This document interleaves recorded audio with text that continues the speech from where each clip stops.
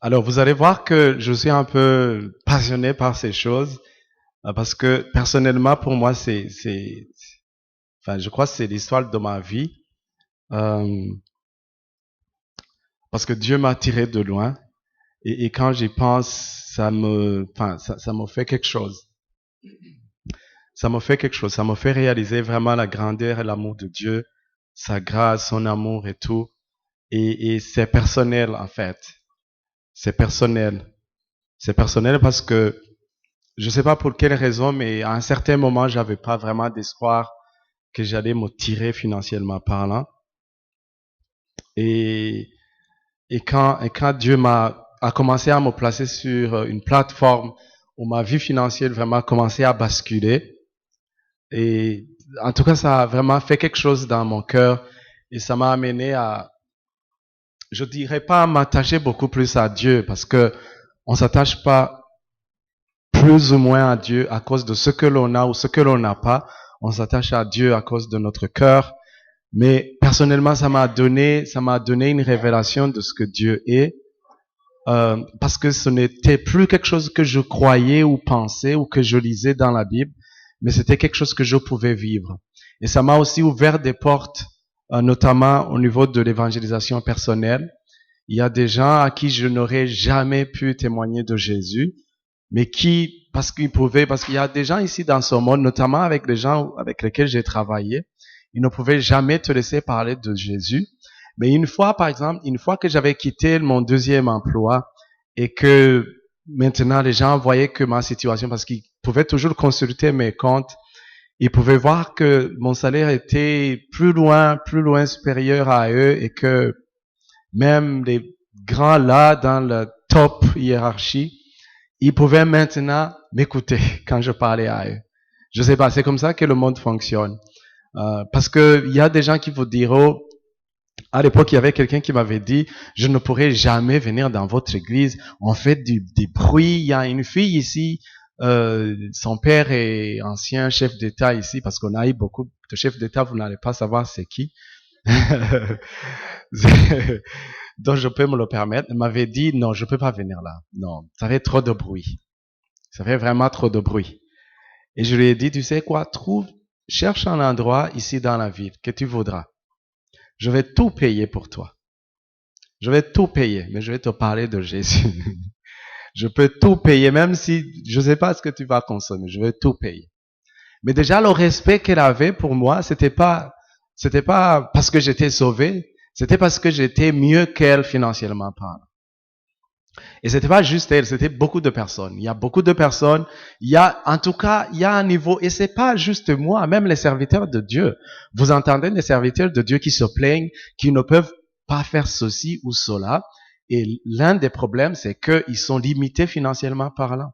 Et on va le voir dans quelques instants.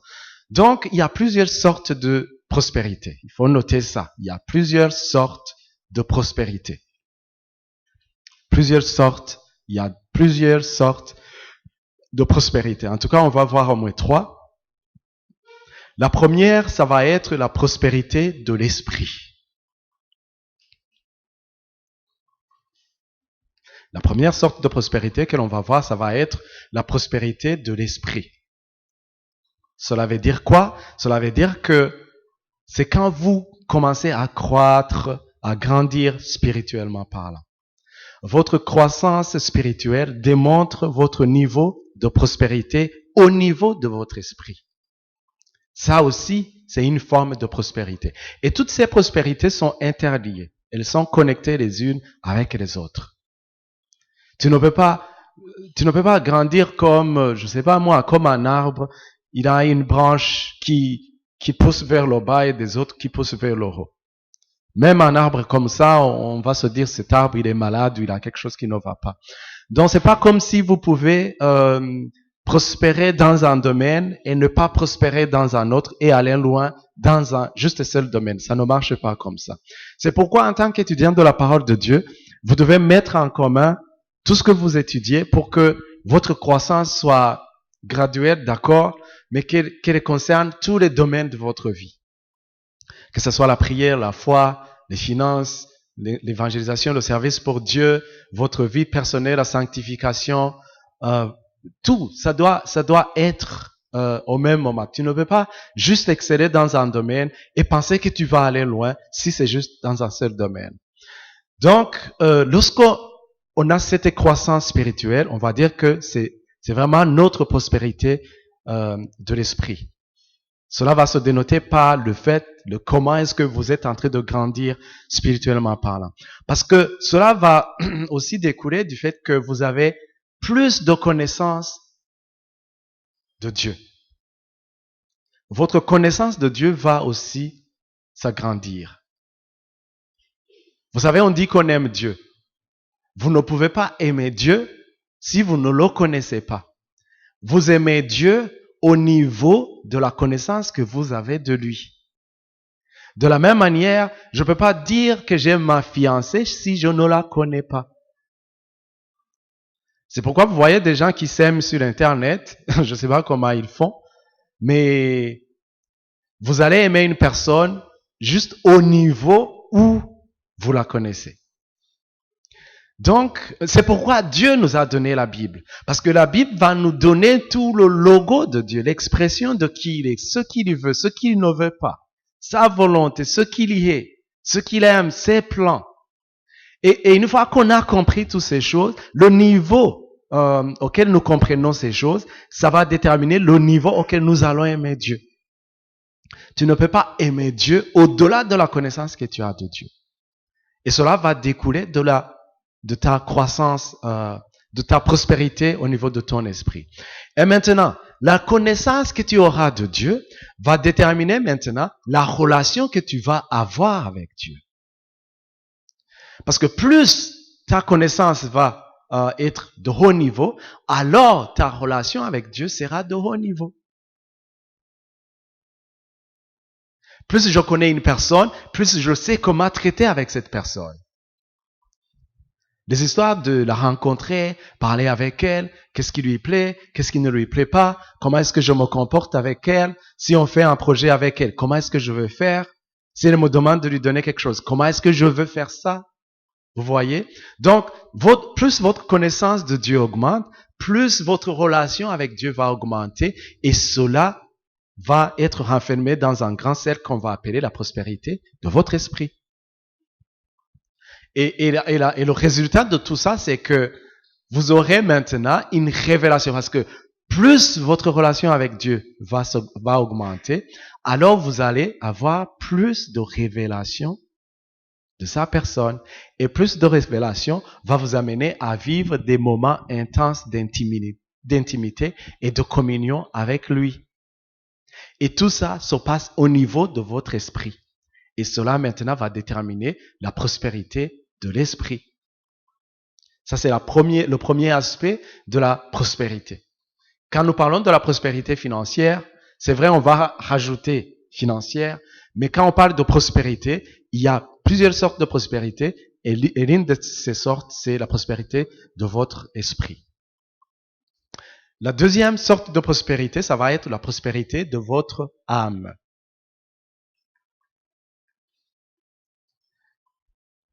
C'est ça la deuxième sorte de prospérité, la prospérité de l'âme. Et celle-là, elle est liée à l'obéissance à la volonté de Dieu. La prospérité de votre âme est liée à l'obéissance à la volonté de Dieu. On dira que quelqu'un est vraiment en train de prospérer au niveau de son âme lorsque il aura vraiment sur son compte marqué, entre guillemets, beaucoup de points par rapport aux actions qu'elle aura menées en l'obéissance à la parole de Dieu, à ce que Dieu lui demande dans la parole de manière générale et à ce que Dieu lui demande de manière particulière en tant qu'individu.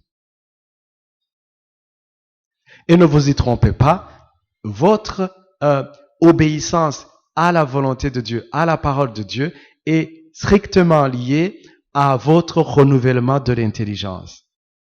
Plus vous êtes renouvelé au niveau de votre intelligence, plus vous avez été soumis à la parole de Dieu et vous êtes maintenant vraiment un chemin de croissance par rapport au fait de ressembler à Christ, d'avoir les mêmes pensées que celles qui animaient Christ, alors là, ça va être facile pour vous d'obéir à Dieu. Parce que si je pense comme le monde, si j'agis comme le monde, si je vis comme le monde, alors c'est difficile pour moi d'obéir à Dieu. Donc l'obéissance à la volonté de Dieu, c'est-à-dire la prospérité au niveau de l'âme, elle est intimement liée avec le renouvellement de l'intelligence. Et plus je suis renouvelé au niveau de mon intelligence, cela va m'amener maintenant à vivre une vie épanouie dans ma personnalité. Vous pouvez être un chrétien qui n'a pas encore de l'argent dans ses poches, qui ne roule pas en voiture encore, qui n'a pas de l'argent sur le compte, qui ne mange pas 3 fois par jour, qui a peut-être des soucis de maladie, mais qui commence déjà à découvrir la prospérité au niveau de son esprit et la prospérité au niveau de son âme. Parce que je vous dis sincèrement, ça ne peut pas commencer par le physique. Avec Dieu, tout commence dans le monde spirituel. C'est déjà à l'intérieur que ça va commencer et ça va se manifester à l'extérieur. Il n'y a pas moyen. Si vous voyez une personne qui ne prospère pas du tout dans son esprit, qui ne prospère pas du tout au niveau de son âme, mais qui affiche une forme de prospérité financière, matérielle, physique, là, vous allez vous poser des questions. Si c'est vraiment de la prospérité divine, ou si le péché, ou si c'est quelque chose d'autre que... Parce qu'il y a des gens qui, ils ont hérité des choses, ils ont des choses. Cela ne pose pas de problème pour eux d'avoir des choses. Et quand vous les voyez, ils sont bien matériellement, ils sont bien financièrement. S'ils tombent malades, ils peuvent même se faire soigner avec les bons soins que l'on peut trouver sur la planète. Mais vous n'allez pas dire que c'est une personne prospère selon ce que nous sommes en train d'étudier ici. C'est juste ce qu'il a reçu de Dieu et c'est une forme de bénédiction aussi. Mais ça ne sera pas que cela ne va pas démontrer que c'est une personne qui est prospère au niveau de son esprit et au niveau de son âme. Et c'est vraiment au niveau de cette prospérité qui va... Moi, je vais vous donner un exemple encore. Moi, j'ai vu des gens qui, par exemple, vous travaillez avec des personnes qui sont chrétiens, qui sont nés de nouveau, et ils ont ce qu'on appelle, au niveau des avantages du personnel, ils ont droit à des comment est-ce qu'on appelle ça? Health benefits. Des allocations pour les soins de santé. Ça veut dire que vous avez des entreprises où il y a de l'argent, en plus de ton salaire, on te met de l'argent à côté où tu vas te faire soigner à un plafond X, où on te dit si tu es malade, si tu tombes malade, ton employeur va participer à 100% pour tes soins de santé ou 80%, je ne sais pas, ça dépend des cas. Maintenant, il y a des personnes qui voient un plafond comme ça, par exemple, on te dit 2 millions par an. Il y a une personne qui arrive au mois de juin et n'est pas encore tombée malade et qui va commencer à penser, les 2 millions là, je ne suis pas encore tombé malade, je ne les ai pas utilisés. Alors, parce que c'est pas de l'argent qu'on te donne comme ça, c'est de l'argent on te rembourse une fois que tu auras été malade, que tu auras été te faire soigner et que tu vas présenter une déclaration que, voilà, j'ai été malade, j'ai payé autant, voilà, j'aimerais que vous me remboursiez autant dans le plafond officiel autorisé. Et si tu n'as pas été malade et que tu n'as pas de réclamation à faire, cet argent va rester avec l'employeur. Et vous verrez une personne, par exemple, qui va te dire, faudrait que j'ai cet argent. Faudrait que j'ai cet argent. Alors, il va se faire soigner même si elle n'est pas malade. Et ça va au moins. Il y a d'autres qui vont chercher des gens qui sont malades, qui vont mettre leur facture sur leur nom pour aller réclamer l'argent auprès de l'employeur. Enfin, ne me regardez pas comme des anges. Je sais ici à Bujumbura, moi je l'ai déjà vu en tout cas. Vous trouvez une personne, elle n'est pas malade, mais là, il sait qu'il a une allocation de autant d'argent sur le compte de l'employeur. Alors il va trouver une personne qui est malade, va dire, voilà, tu es une personne de la famille, je pourrais te couvrir ça. Et essayer de présenter ça, de manière à ce que bien sûr l'employeur ne saura jamais que c'est une autre personne. Parce que cette allocation, elle est définie. Elle a des conditions, notamment, que ce soit toi ou tes ayants droit directs.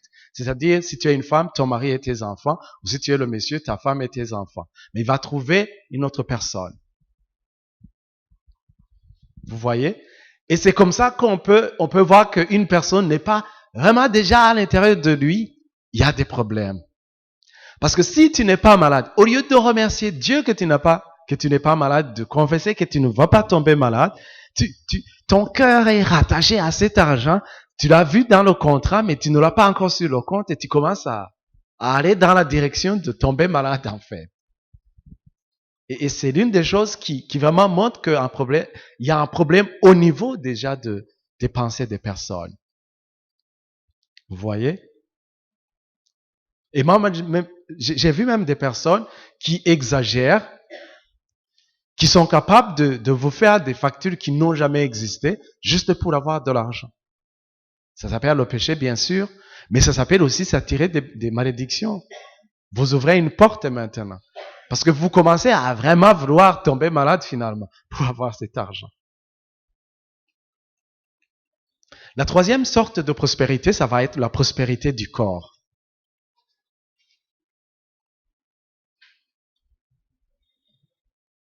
La prospérité du corps. Maintenant, ça c'est simple, c'est le fait de marcher dans la bonne santé physique et financière.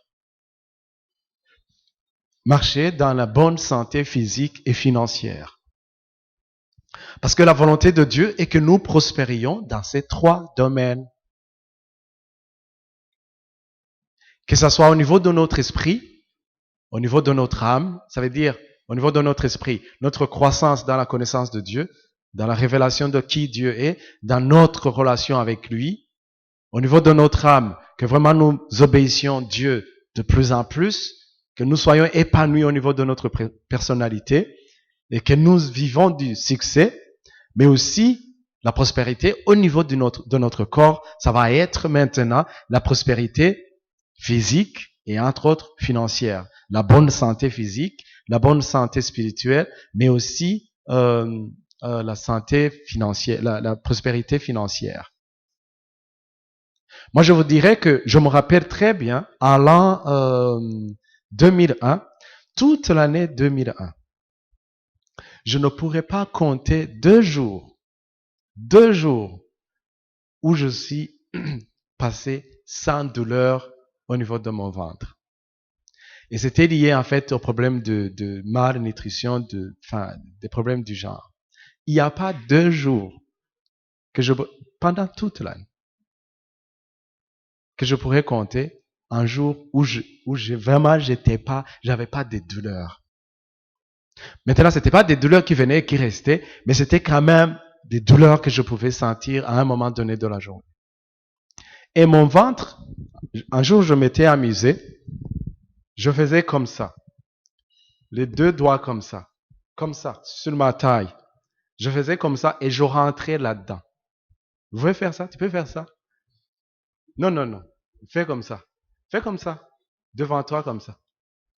Tu vois, ta taille rentre là-dedans. Vous voyez ça? Ma taille rentrait là-dedans, ici, en 2001. Donc, il faut que Dieu ait fait un miracle pour que je ne sois pas mort jusque-là. Maintenant, c'est vraiment la volonté de Dieu que l'on puisse sortir de ces choses. C'est vraiment la volonté de Dieu. Et il n'y a pas de mal à passer par là. Parce que je vous ai dit le premier jour, Dieu nous trouve là où il nous a trouvés. C'est comme ça.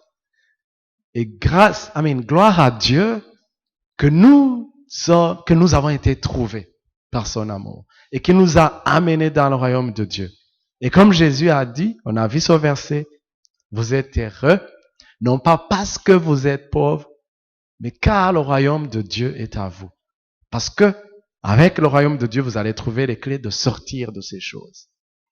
Et nous avons un verset qui est très connu de 2 Corinthiens, vous pouvez noter ce verset, 2 Corinthiens chapitre 9, verset 8. C'est vraiment le verset et j'aimerais passer rapidement sur ce verset. Vous pouvez vraiment passer du temps dans votre dévotion personnelle avec ce verset. C'est vraiment un verset qui va vous parler. D'ailleurs, c'est pas juste 2 Corinthiens chapitre 9 et 8, c'est tous les deux chapitres. Le chapitre 8 et 9 de 2 Corinthiens sont riches dans le domaine de la prospérité financière. On va lire ce verset de 2 Corinthiens chapitre 9 verset 8. Il est dit, « Et Dieu peut vous combler de toutes sortes de grâces, afin que possédant toujours en toutes choses de quoi satisfaire à tous vos besoins, vous ayez encore en abondance pour toute bonne œuvre, selon qu'il est écrit, il a fait des largesses, il a donné aux indigents, sa justice subsiste à jamais. » Il peut combler de toutes sortes de grâces. On nous a toujours dit que la grâce, on la connaît, la grâce au singulier, non? N'est-ce pas? On connaît la grâce au singulier. Mais apparemment, la grâce, il y a des compartiments, il y a des aspects, il y a des dimensions de la grâce. Parce qu'ici, le Saint-Esprit va inspirer Paul et il va dire, Dieu veut combler de toutes sortes de grâces, comme s'il y avait plusieurs sortes de grâces. Comme si la grâce n'était pas juste la grâce que nous savons. Justement, c'est vrai. Oui, la grâce, elle est unique, elle émane de Dieu, mais il y a plusieurs aspects de la grâce.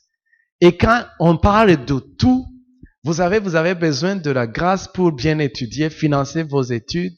Même si vous voulez étudier à Harvard, je vais vous donner un autre témoignage. Man, vous allez m'excuser parce que moi, j'ai des témoignages et des témoignages. Un jour, je m'inscris à l'université de Harvard. Vous n'allez pas le croire. Et mon employeur, parce que c'est l'employeur qui devrait payer.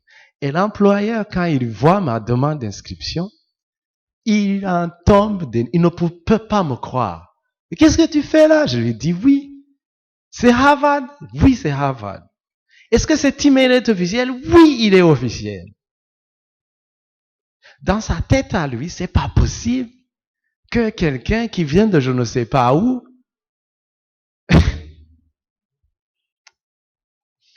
vous avez besoin de la grâce pour chaque chose qui arrive dans votre vie. Un aspect de la grâce en tout cas. Ça s'appelle la grâce, mais la Bible va appeler ça toutes sortes de grâces. Afin que possédant. Maintenant, le verbe posséder, c'est quelque chose que j'ai. Pas quelque chose que je crois. Pas quelque chose qui se trouve dans le monde spirituel, dans le monde invisible. Non. Possédant toujours en toutes choses. Non. Enfin, ce verset, pour moi, c'est plus que la valise de mon ami là. C'est rempli. Vous avez le mot tout qui revient, je ne sais pas combien de fois. Vous avez toujours, vous avez tout. Et quand on parle de tout, c'est tout. À tous vos besoins, toute bonne œuvre. Il a fait des largesses. Maintenant, il a fait des largesses, c'est pas la Banque mondiale. C'est pas les largesses de la personne qui t'a élevé. C'est pas les largesses de ta maman. C'est les largesses de Dieu. Maintenant, quand on parle des largesses de Dieu, je vous avoue, nos cœurs sont très petits pour concevoir les largesses de Dieu. Parce que les largesses de Dieu, même la terre entière ne pourrait pas contenir les largesses de Dieu. Mais la Bible va nous défier, elle va vraiment nous challenger, elle va nous dire, il a fait des largesses, il a donné aux indigents. Sa justice subsiste à jamais. Waouh!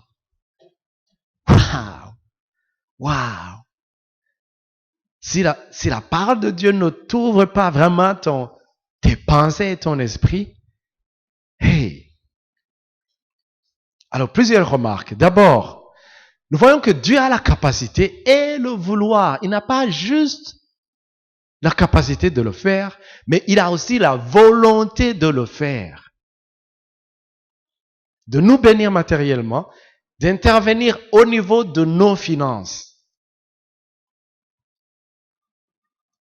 Ça veut dire que Dieu, alors écoutez-moi bien, au moment où il voit la foi, l'honnêteté, le travail, quelqu'un qui est vraiment diligent dans ce qu'il fait et de l'assiduité, alors là, Dieu a la capacité, mais aussi la volonté d'intervenir.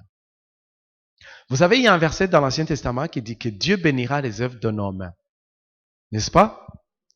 Alors, je m'en fous, même si tu vendais des tomates, Même si tu vendais, même si ton capital était de, je sais pas moi, de 10 kilos de farine, Dieu est capable de te faire prospérer à partir de ça. Aussi longtemps qu'il voit de l'honnêteté, de l'assiduité, de la diligence, de la foi et de la volonté de prospérer avec lui. Maintenant, tes mains doivent trouver quelque chose à faire. C'est pourquoi je vous défie. Si vous êtes à l'école biblique et que vous ne faites rien, vous êtes à la mauvaise place. Vous devez mettre votre main quelque part. Vous devez travailler. Parce que si vous travaillez, alors Dieu va bénir les œuvres de votre main. Si jamais vous vivez quelque chose alors que vous ne travaillez pas, ça s'appelle un miracle. Mais si ce miracle ne vous amène pas à faire quelque chose, à entreprendre quelque chose qui va être, même soit petit soit-il, mais qui va vraiment continuer et que Dieu va trouver intérêt maintenant pour vous bénir, alors vous êtes mal parti.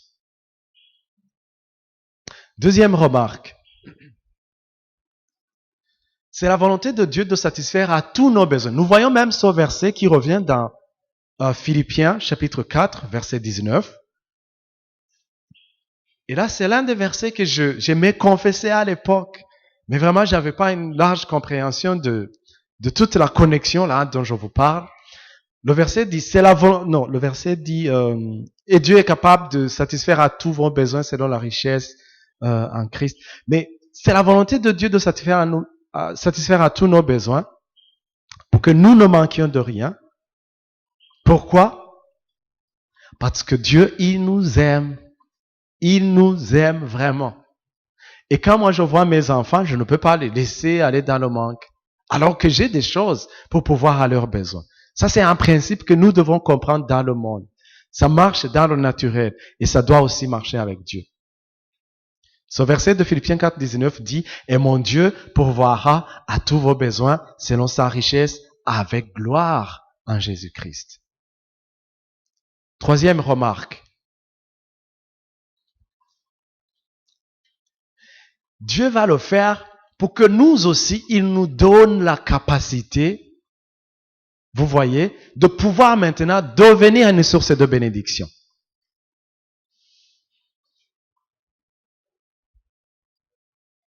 Un jour, j'avais vu un jeune Jean qui priait, qui avait donné ce témoignage. Il avait dit, il était encore étudiant, il avait dit, moi, j'aimerais vraiment arriver à un moment où je donne 1 million de salaire, 1 million de francs pour la dîme. Il avait dit, moi, j'aimerais arriver à un moment où vraiment je pourrais donner 1 million de francs pour la dîme. Et un religieux qui était dans le groupe lui avait dit, tu sais quoi? Pour donner 1 million de salaire, 1 million de dîme, ça veut dire que tu auras gagné combien de salaire? 10 millions. Alors, on a vu son enthousiasme. Il y a Jeffa qui se reconnaît. Hein? Dans le brrr. Sa fois, c'était comme si vous venez à un ballon qu'on a gonflé et qu'on pique comme ça et qui se dégonfle. Pourquoi? Parce que il était enthousiasmé. Je pourrais donner beaucoup à Dieu. 1 million, ça sonne très bien. Hein? Alors que tu es pauvre, que tu n'as rien. Et quand on lui dit, hey, tes revenus, c'était un religieux qui lui parlait, hein, je vous souligne, lui dit, pour donner 1 million, il faut avoir gagné 10 millions. Alors c'était devenu inconcevable dans sa tête. Mais nous voyons ici, au niveau de la troisième remarque, que Dieu, ce qu'il veut, c'est que vraiment nous puissions donner à Dieu, servir Dieu, répondre aux besoins des autres, aider les autres, aider le royaume de Dieu à grandir. Réaliser les missions, la mission qui a été donnée par Christ à l'Église. Nous le voyons dans Matthieu 28, 19 et Marc 16, 15. La mission qui a été donnée à l'Église. Matthieu 28 et Marc 16. Cette mission va coûter de l'argent. Ça va coûter de l'argent. Et si on n'est pas béni, on ne pourra pas être une bénédiction pour les autres. Maintenant, on va terminer avec ça aujourd'hui, mais j'aimerais vraiment qu'on voit un autre sous-titre, c'est « Quel a été le plus grand mensonge du diable ?» Et entre nous, certains d'entre nous ont été affectés, plus ou moins affectés, par son mensonge. La première chose, c'est que souvent, le diable, il a vraiment tout fait pour mentir au corps de Christ, l'Église en général. Et son but ultime, c'était pas que les gens, oui, c'est vrai, si les chrétiens sont pauvres, qu'ils sont malades, qu'ils sont dans le péché, ils vont mourir dans le péché, ils n'auront pas réalisé les rêves que Dieu leur avait donnés. Alors c'est bon pour le diable parce que l'évangile sera freiné. C'est ça, je dirais, l'objectif ultime, c'est de freiner l'évangile. C'est de freiner qu'il y ait beaucoup de gens qui soient touchés. Et souvent, par manque de moyens financiers, vous allez voir que des ministères peuvent naître, mais ne pas réaliser grand-chose. Et il n'y a pas que des ministères, il y a même des foyers. Vous verrez des gens, vous savez qu'il y a eu des études qui ont été menées, et l'une des causes, je crois, on avait relevé 4 causes, ça dure de très longtemps, mais c'est renouvelé chaque année, et je crois que vous avez toujours les mêmes résultats. Parmi les 4 premières causes de divorce, il y a les pressions financières, les questions autour de l'argent. Oui, il y a un manque de communication, il y a infidélité, il y a les belles familles et tout, mais il y a aussi le manque de moyens financiers. C'est l'une des raisons qui peuvent amener un couple qui s'aime bien à divorcer. Pourquoi? Parce que ça va vous freiner, ça va vraiment vous abaisser. Vous n'allez pas vivre comme vous vouliez. Et monsieur qui a fait des promesses à madame que je t'amènerai sur la ligne, même si Apollo tombait en panne, je vais trouver un moyen de t'amener sur la ligne et Mars. Et toutes ces promesses tombent à l'eau. Parce que le plus souvent, il y a des jeunes ici, le plus souvent, mademoiselle va regarder, il va voir que vous commencez à prospérer au niveau de votre esprit, au niveau de votre âme, vous avez changé de comportement, vous avez changé vous êtes vraiment en train de vous épanouir, il n'y a pas encore grand chose dans la poche, mais vous lui dites, vous confessez de belles choses, des prophéties, de belles paroles, des promesses dans le futur, et va tomber dans le panneau. Et quand ces promesses ne sont pas réalisées, alors ça peut être un grand sujet de discorde. Ça peut arriver. Ça peut provenir de monsieur ou de madame. Ou ça peut être une attaque aussi du diable qui va vraiment vous amener des ennuis et vous n'arrivez pas. Et ça peut causer des ennuis énormes. Sans dire que vous ne pourrez pas financer l'évangile si vous êtes en couple avec des problèmes financiers. Parce que quand on parle de tous les programmes qui vont avec l'évangélisation, vous avez, même au temps de Jésus, il fallait se déplacer, il fallait nourrir des gens. Il fallait louer des salles, il fallait traverser les mers, il fallait faire des choses. Ça demande de l'argent. Aujourd'hui, encore plus, les besoins sont énormes. Il y a des programmes télévision, il y a des radios, il y a des croisades, il y a construction des églises, il y a tout le côté social qui va avec les ministères. Tout ça demande de l'argent. Et vraiment, pour y arriver, il faut que les gens reçoivent de l'argent. Et de l'argent. Soient prospères. Parce que Dieu ne le fera pas avec des anges. Dieu ne fera pas descendre des billets de banque du ciel. Et Dieu n'amènera pas l'argent des États-Unis. Parce que moi, à l'époque, je pensais à ça. Quand j'ai donné ma vie à Jésus, quand je suis revenu à Jésus, et qu'on parlait des projets que l'Église avait, moi je me disais, oh là là là là là là là là, si on avait des bazungu ici, ils allaient vraiment faire ça et notre pasteur serait tranquille. Si vraiment Dieu pouvait susciter un Chinois ou un Uruguayen ou un Indien ou je sais pas moi un Brésilien, parce que Dieu, tu es capable, Dieu est capable, tu peux aller parler à quelqu'un qui va amener tous ces millions de dollars et notre église va prospérer. Mais c'est pas ça la volonté de Dieu, parce que Dieu veut te bénir. Et pour te bénir, il faut que tu acceptes d'être un canal. Parce que si Dieu continue à utiliser ces gens, ça veut dire qu'il n'a pas trouvé des gens qui acceptent d'être un canal ici chez nous. Et là, c'est un gros problème. Et si vous voyez des églises qui sont financées à partir de l'extérieur, c'est aussi un grand mensonge du diable. Parce que les chrétiens doivent prospérer pour faire prospérer l'œuvre dans laquelle ils se trouvent. Dieu ne veut pas compter. Si Dieu le fait, alors, ça veut dire qu'il a trouvé des cœurs incrédules qui ne veulent pas, et qui ne pourront pas. Comment est-ce que vous allez faire des nations de disciples si vous n'avez pas d'argent? Pas en tout cas au XXIe siècle. Le diable a alors fait circuler son mensonge qui est répandu que, les chrétiens et la pauvreté, ça va avec, parce que ça rime avec humilité, vous savez, sincérité du cœur, parce qu'après tout, si vous commencez à avoir de l'argent, on ne sait pas si vous allez continuer à aimer Dieu. Ça, on l'avait vu la dernière fois, et ça, c'est faux. C'est quelque chose, en tout cas, toutes les religions, vous verrez, toutes les religions, occidentales, orientales, comme au sud ou au nord, toutes les religions, toutes les grandes religions mondiales, elles ont un principe commun, c'est lequel, c'est la pauvreté.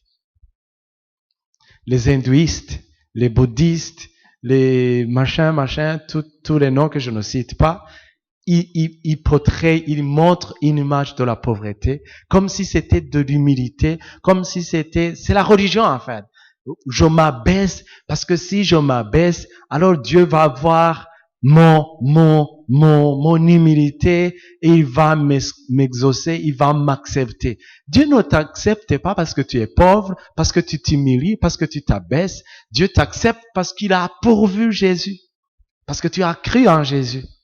Dieu t'accepte sur base du sacrifice que lui-même a pourvu, sur base de ton sacrifice. Et les religions ont ça. Et le problème, c'est que même les églises, des enfants nés de nouveau, qui sont sauvés, qui aiment Dieu, qui cherchent Dieu, qui n'ont rien à faire avec la religion, malheureusement, ces esprits essaient de je ne sais pas par quelle magie, mais ils essaient d'infiltrer les églises de telle manière à ce que on va se rendre compte que il y a vraiment cette envie de penser que la pauvreté, c'est pas, ça nous amène dans l'humilité. Quand je suis pauvre, un pauvre, vous savez, si vous rencontrez quelqu'un qui n'a rien et que vous lui dites, vous venez en condition anormale, il va penser que vous êtes orgueilleux. Il va penser que vous êtes orgueilleux. Si vous lui dites ce que vous vivez là, c'est pas acceptable pour un enfant de Dieu. Il va dire,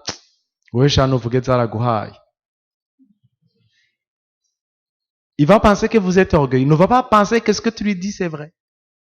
C'est pourquoi, et pour moi, c'est vraiment un problème. Si quelqu'un est dans la pauvreté, il faut lui dire, ça c'est anormal. Tu ne peux pas rester comme ça. Tu ne peux pas rester comme ça. Et si quelqu'un pense qu'il est arrivé, vous lui dites, non, vous n'êtes pas encore arrivé. Il y a encore des dimensions à atteindre. Parce que personne n'est arrivé. Personne.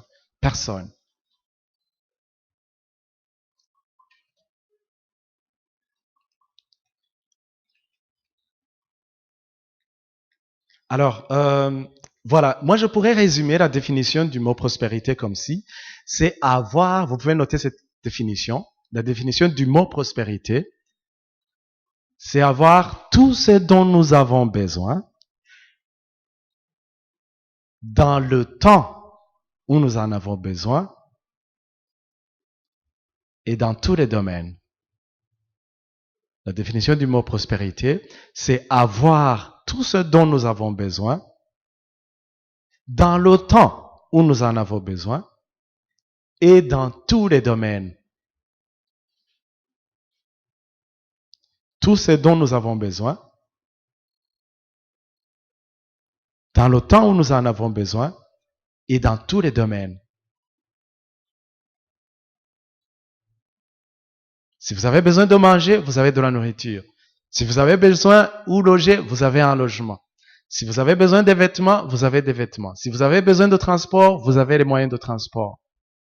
Si vous avez des enfants et que vous voulez payer leur scolarité, vous avez l'argent pour payer la scolarité de vos enfants. Si vous voulez contribuer à un ministère chrétien, vous pouvez le faire.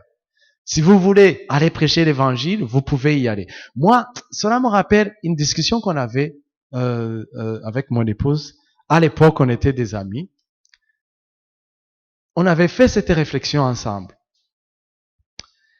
On avait vu que c'était plus facile pour les Européens, les Américains, quand un jeune sent qu'il a la perle de Dieu, même s'il n'est pas sûr, c'était très facile pour eux de se lever et d'aller servir Dieu. On voyait des jeunes gens qui venaient en Afrique, qui partaient en Inde, qui partaient en Chine. On avait lu beaucoup de livres qui nous montraient comment les églises envoyaient des jeunes gens et des jeunes gens qui faisaient des gaffes parce qu'ils n'étaient pas encore préparés et qui revenaient en arrière. Vous connaissez le ministère de T.R. Osborne? Si vous avez lu les livres de T.R. Osborne, il vous dira que lui-même, il est parti avec sa femme pour revenir après parce qu'il s'est vraiment planté. Ils n'avaient pas la révélation qu'il fallait, mais ils étaient partis quand même. Et quand ils sont revenus, ils ont eu la révélation qu'ils voulaient, ils ont eu l'onction et ils sont revenus. Et ce sont des cas, beaucoup de cas comme ça. L'une des raisons, à l'époque, je pensais, et je crois toujours que c'est l'une des raisons, d'abord, il y a la culture, il y a beaucoup de choses, mais l'une des raisons, c'est que pour eux, c'est facile de trouver, même si vous avez 10 000 $, vous pouvez aller faire 6 mois en Inde, n'est-ce pas? Mais dans la même situation, un chrétien ici qui veut aller prêcher dans un monde en Afghanistan, je ne sais pas s'il y a quelqu'un qui a un appel pour l'Afghanistan, trouver 10 000 $ pour aller 6 mois en Afghanistan, ça va être dur. Ça va être dur. Et notre réflexion, c'était, est-ce que ces gens aiment Dieu plus que nous? Ou ils ont beaucoup plus de foi plus que nous? Ou Dieu les aime plus que nous? Ou c'est juste qu'il y a des circonstances qui vraiment les agréent, qui les facilitent la chose?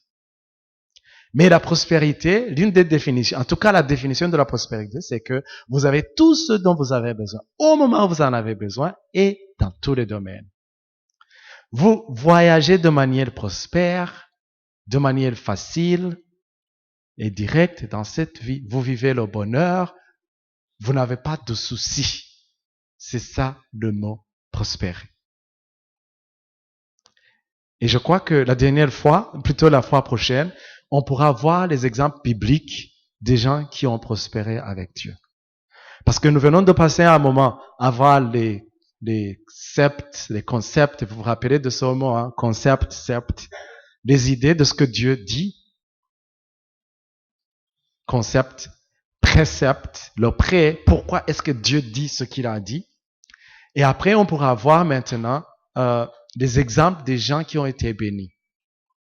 On va voir Abraham, on va voir Isaac, on va voir Jacob et on va voir Jésus. Et c'est comme ça qu'on va clôturer notre première leçon. Que Dieu vous bénisse.